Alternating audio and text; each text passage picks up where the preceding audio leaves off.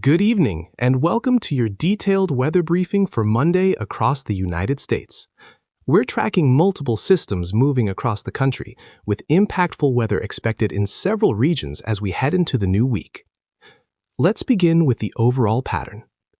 Latest guidance from the Global Forecast System, GFS, and the European Center for Medium-Range Weather Forecasts, ECMWF, shows a broad upper-level trough digging into the central United States. This setup is helping to pull colder air southward while also triggering unsettled weather along a developing frontal boundary. Starting in the northeast, clouds will increase through the morning as a weak surface low tracks offshore. Light rain showers are possible in coastal areas, especially from New York to parts of New England. Temperatures will remain seasonably cool, generally in the 40s and 50s, with breezy northwest winds developing behind the system later in the day. Across the southeast, high pressure will briefly build in, providing partly sunny skies for much of the day. However, moisture return from the Gulf will begin late Monday, especially across parts of Louisiana, Mississippi, and Alabama, where scattered showers could develop by evening.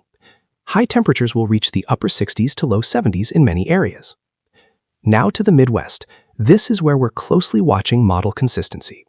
Both GFS and ECMWF indicate a strengthening low-pressure system forming over the Central Plains. Warm air advection ahead of the system will bring rain across Missouri, Illinois, and Indiana. Some embedded thunderstorms are possible, especially in southern portions of the region. Temperatures ahead of the front could climb into the 60s before falling later in the evening as colder air filters in. In the northern plains and upper Midwest, colder air wrapping around the backside of the system may support a transition from rain to wet snow, particularly in parts of Minnesota and the Dakotas.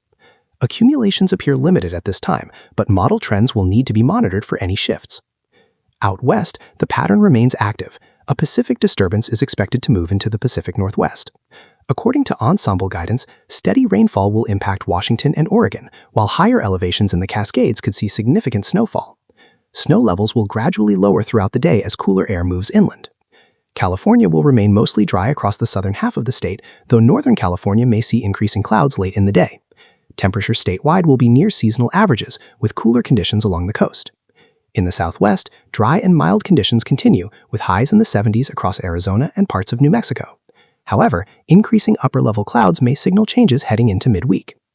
Looking at the severe weather outlook, instability appears limited but not negligible across portions of the Central Plains. Wind shear parameters are modest, so while widespread severe weather is not expected, isolated stronger thunderstorms cannot be ruled out. By Monday night, the central low-pressure system will continue tracking eastward, spreading rain into the Ohio Valley and possibly intensifying slightly depending on how the upper energy phases.